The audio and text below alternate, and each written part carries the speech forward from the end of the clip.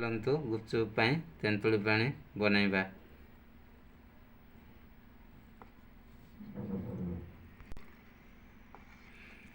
100 ଗ୍ରାମ ତେନ୍ତୁଳି ନେବେ, 10 ମିନିଟ୍ ପାଣିରେ ବତୁରେଇ ଦେବେ।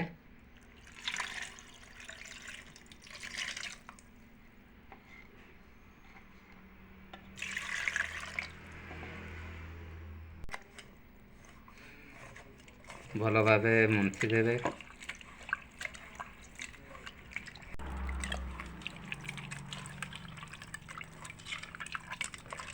ବର୍ତ୍ତମାନ ତେନ୍ତୁଳି ବତୁରି ସାରିଲାଣି, ମନ୍ଥା ହୋଇଗଲାଣି।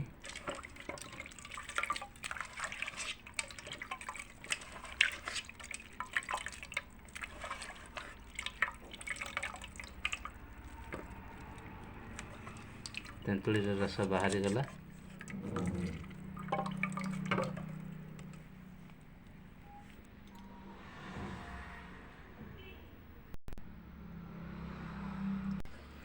ତେନ୍ତୁଳିର ସବୁ ଖଦା ବାହାରି ପଡ଼ିଲା, ମଞ୍ଜି ବି ସଫା ହୋଇଗଲା।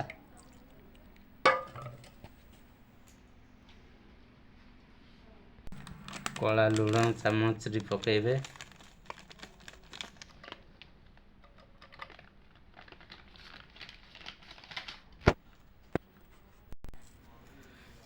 टाटा लुण भी चामचरे पकाइबे।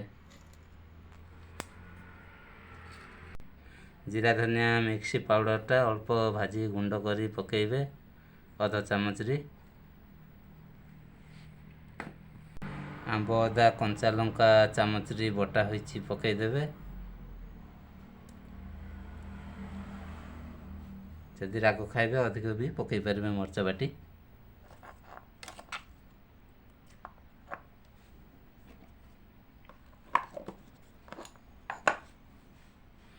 भल भाव गोल देवे।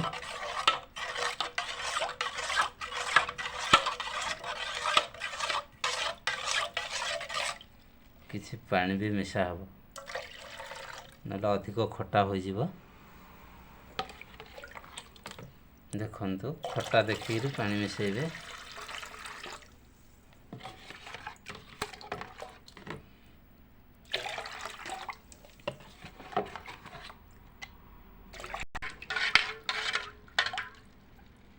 वर्तमान देखंतु 100 ग्राम तेंतुली जे हो गला हमर 1.5 लीटर पानी हो गला।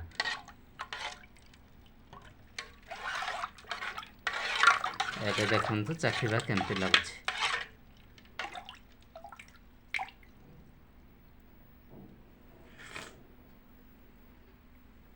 समान होइछि खटा लुण।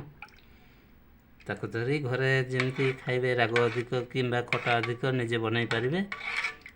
खटा कम खाइबा को थिले और पानी मिसेबे, नहीं खटा समान रखिबा थिले ठीक रहबो। ती खटा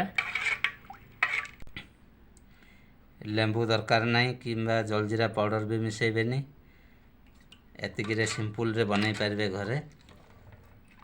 पुदीना पत्र जो माने खाउथबे भी पकई पारिबे बाटिगिरी, तार फ्लेवरटा बाहरिबो, भल लागिबो। जो माने खाउथबे न खाइले भी न पकेले भी चलिबो।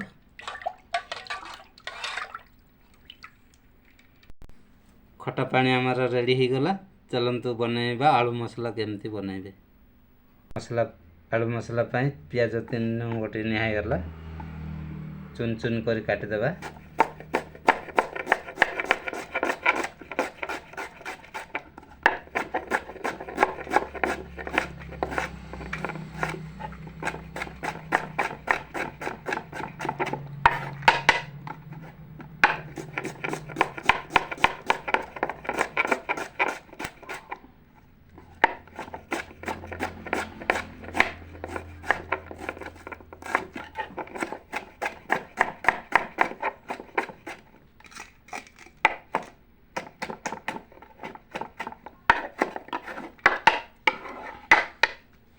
प्याज मटर चना को देखो भल भाव सीझे देवे। टिके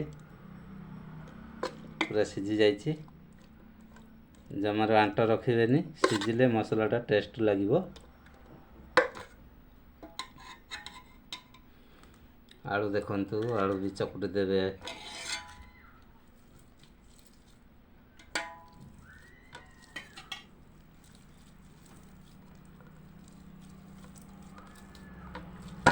ଆଳୁ ପୁରା ଚକୁଟି ଦେବେ ଭଲ ଭାବେ।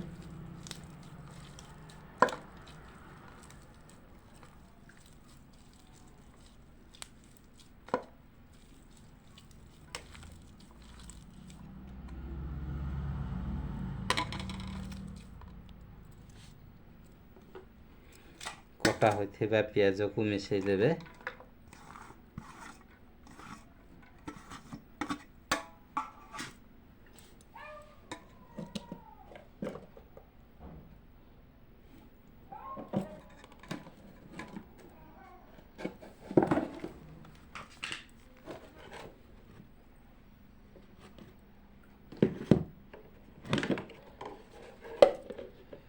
ଆମର ଶୁଖିଲା ଲଙ୍କା ଭାଜିକିରି ଗୁଣ୍ଡ କରି ଟିକେ ପକାଇଦେବେ।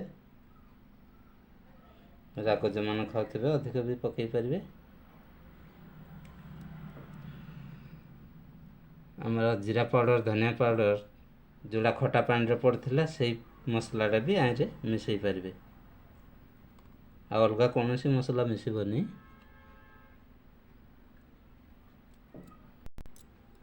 ଲୁଣ ସ୍ୱାଦ ଅନୁସାରେ ପକାଇବେ।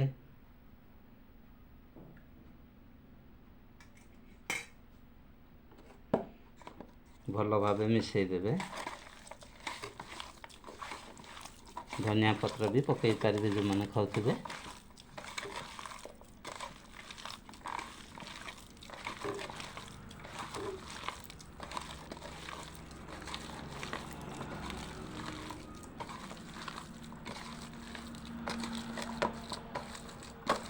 ଦେଖନ୍ତୁ ଭଲ ଭାବରେ ମିଶିଗଲା।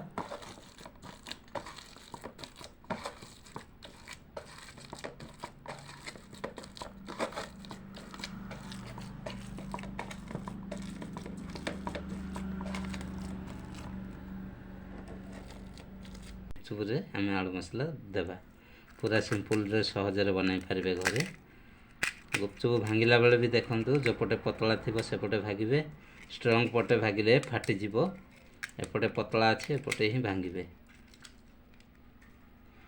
କିନ୍ତୁ ଏପଟେ ପତଳା ଅଛି, ଏପଟେ ଷ୍ଟ୍ରଙ୍ଗ ଅଛି। ପତଳା ପଟେ ଭାଙ୍ଗିଲେ ସହଜରେ ଭାଙ୍ଗିବ।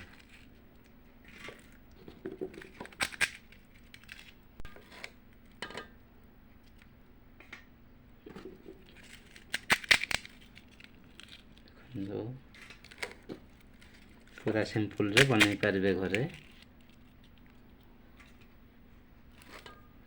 ହେଇଗଲା ଆମର ପ୍ରସ୍ତୁତ ଖଟା ପାଣି ଗୁପଚୁପ। ଚାଲନ୍ତୁ, ହେଇଗଲା ଆମର ଗୁପଚୁପ ଖଟା ପାଣି। କମ୍ ପଇସାରେ ବନେଇ ପାରିବେ।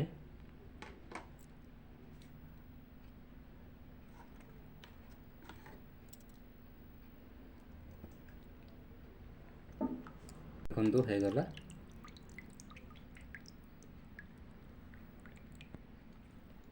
ଖଟା ପାଣି ବି ରେଡ଼ି ହେଇଗଲା।